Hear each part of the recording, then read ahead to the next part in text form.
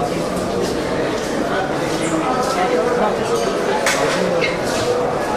it? Start off. Hi, my name is Shivam Goswami, and I'm an early stage entrepreneur. The kind of problems that entrepreneurs face is when they start young, actually. Starting young is a problem because everybody doesn't take you very seriously. They are like, hey, you are young, so you don't have any experience in life and so on. So it's quite, even the government officials, the corrupt system and so on, they are all against you actually. You have to fight that hate, you have to fight against it. So there are opportunities as well, like you are young, you are energetic, and all the people, like-minded people actually support you. They are like, the first support that you should get is from your parents actually.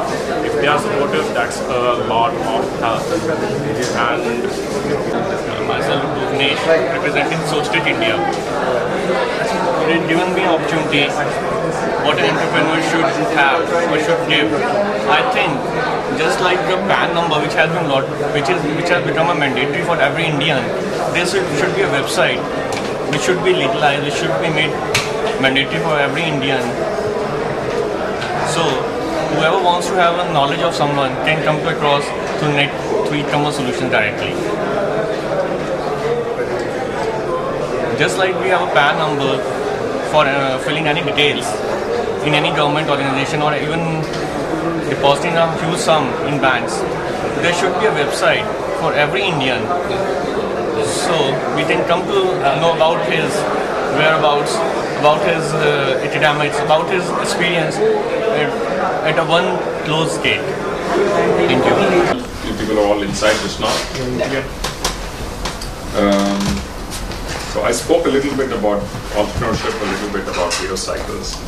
I do think that all of you, especially the younger people amongst you, need to have this concern about India as a nation and where we are going. I talked about the good stuff. There is also plenty of negative stuff that's happening right now. Lack of concern for the nation, for people, for civic sense, our inability to negotiate globally, for example. India is being blamed for the collapse of the Doha round at WTO, and I hope you people are all aware of that. India is now, finger is also being pointed at India now for the global climate change agreement. They're saying India is the difficult one. If we can fix India, we'll fix the agreement. So we need to get a little bit more sophisticated in how we deal globally, because we will become a global nation sooner or later, and we have fell on our path. So, and all of that does not come only by government or the large companies. It has to percolate in the entire system. So no matter where you are, what you do, I think some of our value systems need to get more global without losing the Indianness of our values. I think that's our big strength, and we must not lose that. So I shall stop with that because we are already running late. So please fire away any questions that you have, any comments, criticism. I'm happy to listen. One question, general question. In this meltdown, do you think that Indian style of management has helped us a little bit compared to hire and fire? Two things have helped us. One is the conservative attitude that we've had as a financial system. You know, in India, a bank can leverage itself only 8 to 12 times. And banks in Europe and US were leveraged up to 50 times, some up to 80 times. That actually helped us. It didn't help us because we were smart. It helped us because we were super scared to actually open up. And so that was very good for us. The hire and fire probably had very little to do with this because the crisis came for different reasons. But having come, by the way, just for your information, we are not the only ones who have a restriction on hire and fire. In Europe, it is very difficult to fire anybody. In France, you can't fire anybody. In Germany, you can't fire anybody. There are plenty of countries which have restrictions on this. But this is something which was like a plague almost, the way it came. I don't think anybody could have stopped this. Our big saving race has been the large domestic consumption and the large savings rate that we've had in India. We've had the second highest savings rate in the world. These two have been very helpful, and our lack of exposure to the international markets, which is in effect a weakness. But in this In this case, it actually helped us. And if you had to start an organization now, would you believe in hire and fire philosophy? Or I don't think there is, let me try and answer that. I don't think there is any company in the world wants to hire and fire philosophy. In nor is that what Indian industry has been asking of the government. In fact, it's a very major misconception that industry wants the ability to hire and fire at will. If you do that, you'll never get good people. Your strength, as I said inside, is only people. You have to be able to take people to task if they don't perform. Consequence management is one part which is missing from India. Why have governments been inefficient? Because there is no consequence if you manage something well. You don't get a pat on the back or an incentive, and there's no consequence if you manage anything badly. So consequence management is all that you want freedom for. You also don't want restrictive policies. There's a policy today which says, "Aapko matke mein thanda pani rakhna padega." So in effect, all of us are criminals right now by that law. We are falling foul of that law. You are not allowed to keep water in a cooler because no coolers existed when the law was designed. We have not actually learned to modify things as the environment changes. So the requirement is to be able to modify, to take into account what is the current environment. You have seasonal businesses. Now for a seasonal businesses, you cannot hire a person all year long. So you bring a person who otherwise doesn't have a job. So you're actually doing a favor to them. It's not something, you're not trying to punish them. The bargain, what is happening with the current stiff, we have a very stiff policy. Our problem is with the policy being restrictive and stiff, not being there. We need to have a policy. Otherwise there would be abuse of the completely on the reverse side. I don't think anybody wants to encourage that. But you need to find a way to encourage overall growth. Today the government is trying to protect individual jobs. The government's role must be to encourage overall growth. If the policy was relaxed, every company would be happier to hire more. Today you want to get out of the system, you don't want people, because once they're in your system, there's nothing much you can do after that if you're not happy. So whether it's contract labor, whether it's casual labor, the entire system needs to get a little bit streamlined to recognize the realities of the marketplace. Yeah. Yes, please. I mean, for last 2.5 decades, almost for 25 years, Hero Honda is consistently maintained its position as the #1 in two-wheelers and motorcycles, to be precise. Now, year after year, how you been able to maintain? There'll be new influx of competition. There'll be new products. Sometimes you feel the products are either comparatively better than your products or comparable. Still, year after year, ensure that the percentage is higher. Bajaj or XYZ, Yamaha coming new products. You're still the leader. So how do you do it? From a micro perspective, how does one understand that? I don't think there is any one thing which defines what happens to a business. It cannot be, because a business is like a large family. So there are people who behave differently in the family. Each one of us has many attributes. All the attributes I have are not good attributes. They are not all bad attributes. So we are all kind of made up of many different things.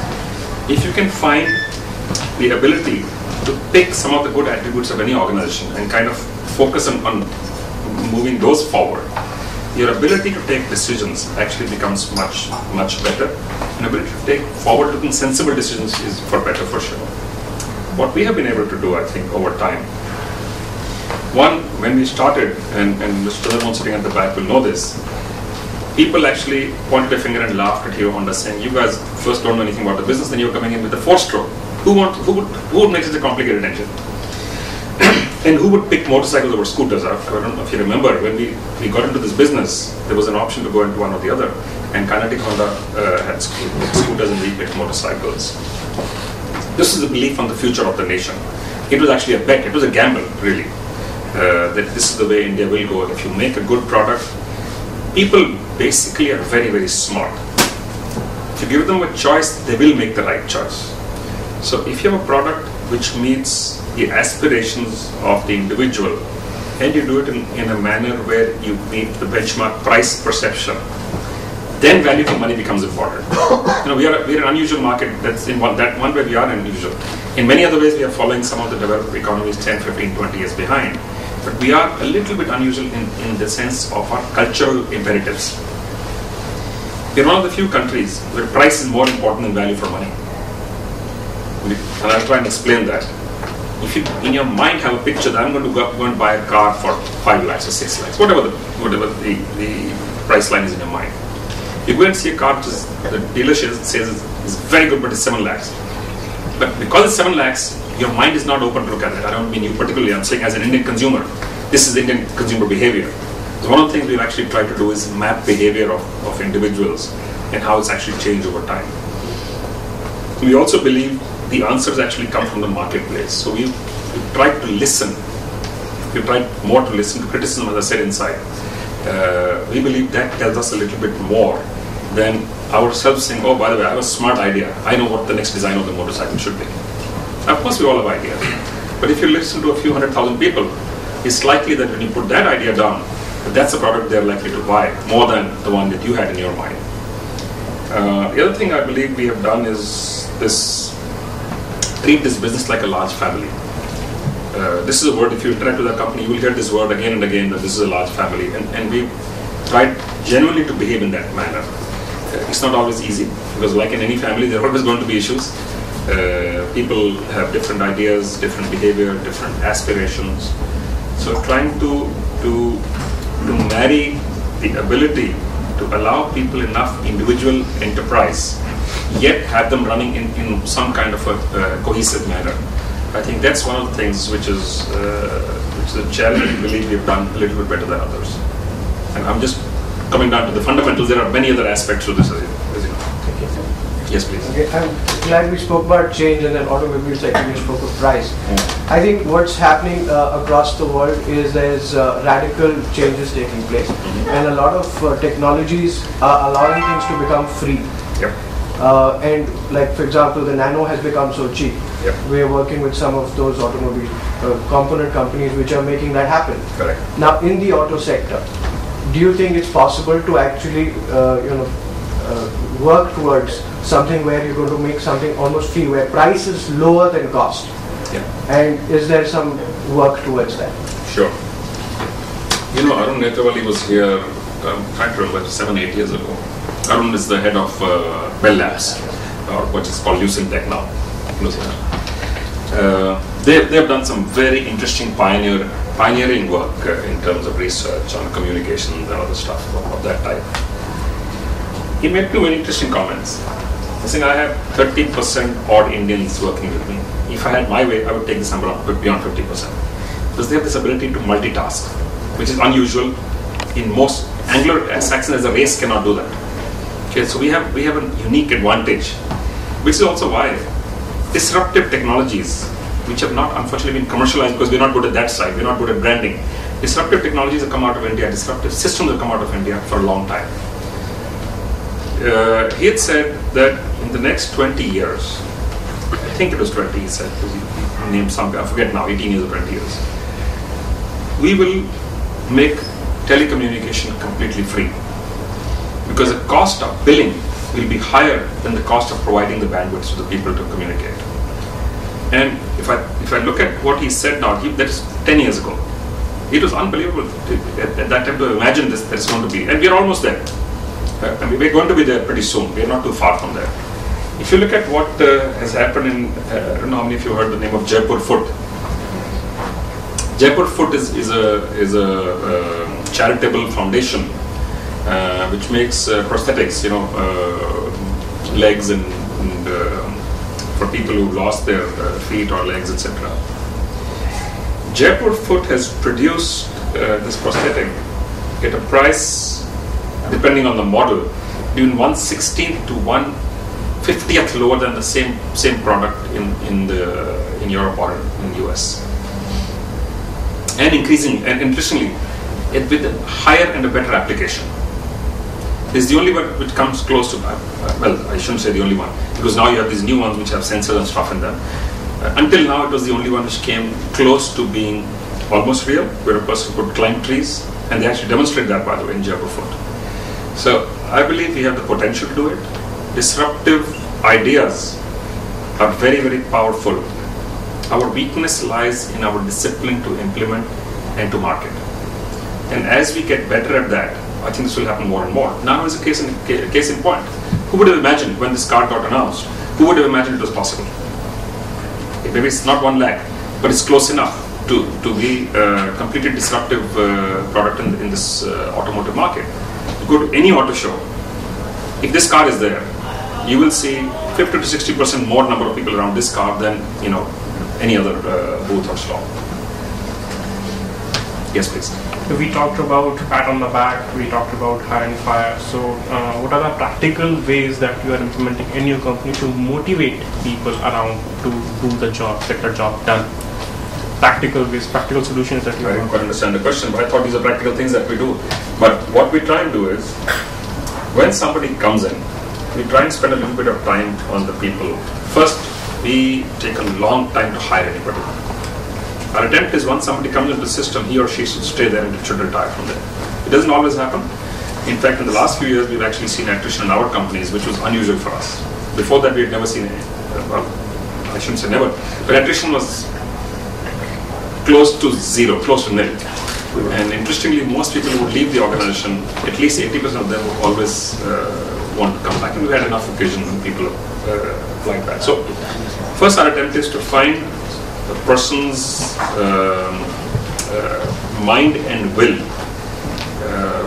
Because the rest of it, we believe we can coach them in the actual work skill. For example, we've set up a new plant for motorcycles in Haridwar now. Went into production last year. That has become the world's most productive plant. There is not one single person in that plant hired from another company. Not one. We hired everybody fresh and we trained them ourselves. We spent a year extra, in the sense we hired them 1 year before the plant went into production. And we do 3 kinds of training, which is ongoing. One is specific to the machine or the job the individual does. 2 is organizational training in terms of systems, etc. in the company, what is good, what is not good, how do you ask for leave, etc. And 3rd is completely unrelated to work. Whether it's training on personal accounting, or it's yoga, or it's family's health. We do that as an as important part of training as the training on the machine for a worker. In fact, in our newer companies, in all our new companies, we don't have a quality department. We just stop building any quality control department. We don't hire anybody for quality. The idea is that any individual who's working, the expectation is that he or she actually makes the right quality, because they are the ones who make quality. In most companies, the job of the quality department is to pass or reject. They don't make any quality. They don't create quality. They just select. So why have an extra person when you as an individual can do a job yourselves? Why do you need another person? So trying to instill a sense of responsibility in individual in some ways is the biggest thing that we believe we can do. It doesn't always work, but it works more often than not. Yes, please. I'm glad you talked about quality. Service industry, what is your message for the service industry as far as quality goes? I mean, service industry at times perceives quality to be a little nebulous area. They say one of the most difficult industries to run is hospitality. Hotels, for example, where we are. The reason being, we're dealing with people all the time. A guest can come in at 2:30 at night and say, I want a cheese sandwich. Okay. So I'm sorry, sir, I don't have cheese. And the guy can blow his top. So service in that sense is the ability not only to provide what you have written and documented as a guarantee, is to be perceptive to see what is it your customer or consumer is not saying, to meet that need as well. It's both expressed and implied needs, which truly make the difference between quality and high quality. And if we can be perceptive to that, I think our ability to deliver becomes better. The other is the commitment to understand that it's actually your customer who pays your salary, it's not your company. The moment you understand that, your whole system actually starts to get aligned to thinking about that as your main focal point of the business.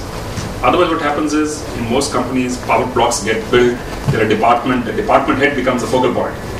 And he or she may not even be important in the larger scheme of things. But because you report to her or to him, you start to see their nod as your quality nod. And I don't mean to say it badly, but quality as a concept is something which is unfortunately not coming naturally to India in the global sense. We have a different sense of quality because of the way we've been brought up. But this is something that we have to actually actively work at. We have to make that extra effort. Let me ask you a question. Sure. in business schools, there's a very popular word, competition. Yeah. You are probably one of the very few people around the world that are actually cooperative. Yeah. You have a very strong collaboration with the Hero Group, Yeah. with the Honda Group, with Yeah. the Hero Honda. And yet Honda competes with you in the motorcycle market under their own brand. Yeah. And any thoughts around that, and how do you manage that? Because it's a pretty unusual and an interesting situation. It is. There are 2 or 3 different aspects to this. One is what is not a very well known fact, and we don't announce this ourselves because some of our customers don't like us to announce it, is we are also amongst the few companies who works with competition, in the sense we supply them components. To some of our fiercest competitors, we supply components from some of our companies. The idea there again is that if you can understand what it is you're trying to achieve in the business, and you focus on that as your fundamental, everything else is frankly only fluff. It kind of tends to work out well. And whether it's a conflict which somebody mentioned, or you call it corporate governance, if you can focus and say, this is my objective, that is 2 partners, this is what you bring to the table, this is what I bring to the table, both of us collectively can help this joint entity that we own to develop. All of the rest of it kind of tends to fall into place. But it is sometimes very complex and a very difficult thing to do. We've also obviously had occasions when we had differences with our partners. Like any 2 people, we can always have differences. And we've had plenty of occasions, because the partnership is not 25 years old. In fact, it's become somewhat legendary. Many business schools are doing studies on this company. How can a Japanese partnership last so long? Because they're not considered amongst the most open people in the world. As a race, the Japanese are very, very closed. They have very strong ideas, and they stick to their own ideologies, which is the way they are. They are just like of that. The genetic breeding is of that nature. But whenever we had a difference, we've said, let's not look at what's good for you or for us. Let's look at what is good for this entity. If you can find that answer, then the problems kind of tend to fall away. As I said, it doesn't always work easily, but if you try and bring yourself around to that, it does work. But it requires a very high degree of maturity. It requires discipline, it requires maturity, it requires ability to follow through after making a commitment. That sometimes becomes even more difficult. From experience, what do you think are some of the unique challenges of doing business in India compared to maybe some of the other more developed nations across the world? I think one of the big challenges in India is not a country. India is a continent, and it's a group of disparate markets. We have 28 states, we have 17 officially recognized languages by the government of India, we have 5,000 plus dialects spoken across the country. Our people don't look similar. If you go through north, south, east, west, they eat different food, they speak different language. The reason I'm saying this is, this creates different cultural preferences. It's very, very hard to understand sometimes. It's not as if people are not different in other countries. If you go to Germany, North Germany and South is different. But there are 4 types of people, let's say in Switzerland, for example. There are only 4 types, broadly. No country has this complexity. Also, part of this is in our DNA. I'll give you a real example. McDonald's used to pride itself, or still prides itself, on its training program. They produce, they say, the most consistent quality across the world, across all geographies. You can buy French fries in Chicago, and Moscow, and in Delhi, or in New York. It will be the same. Or they came to India and they said, we know what's good for people. And so that what happens, that creates an attitude saying, we know what's good for you. So they came into India, and obviously their system did not work. Because first, you don't eat beef. Their biggest seller is a hamburger, which is made with beef. By the way, the cheeseburger is also made with beef. Okay? And this is a mistake many vegetarians make when they go out. You ask for a cheeseburger, presuming you're going to get cheese. And what you get is a patty of beef with a little thin slice of cheese on top. And so they had to relearn. They created a new recipe and a new menu for the first time in their history, by the way, when they came to India. It's the first time they ever changed. However, the good thing is, that you have to realize how smart the company is. After making the mistake, after learning or relearning, they then took this idea to other parts of the world. Now you can buy a shawarma in a McDonald's in the Middle East. So they've localized the taste in many places, which is something which usually large multinationals are not able to do. Because in their belief, creating consistency across the whole product chain, value chain and geography is their unique strength. So in India, that's not possible, even if you sell a simple product like a bicycle. We know for a fact that green ladies' bicycles will sell in one part of the country, they will not sell in another part of the country. So and a lot of this is also then goes into the next levels beyond that on how we behave. If you give the same instructions to a person in one part of India, they are perceived in one manner. In another part, they are actually perceived differently. So this is a great complexity of India as a nation. As I say, anything you hear in India about India at any one time is true, and the exact opposite is also true. And that's because of the way we are. As I said, we are like that only. So we are time for two last questions. One I had. In say today's scenario, the market collapsed further and you need to go for cost cutting. So what are the 5 areas where you would say that you would go for a cost cutting, and if you can share your thoughts that why those areas? What do you do? I run my own company. What kind of company? It's into intellectual property research, so it's a knowledge process outsourcing outfit. Okay.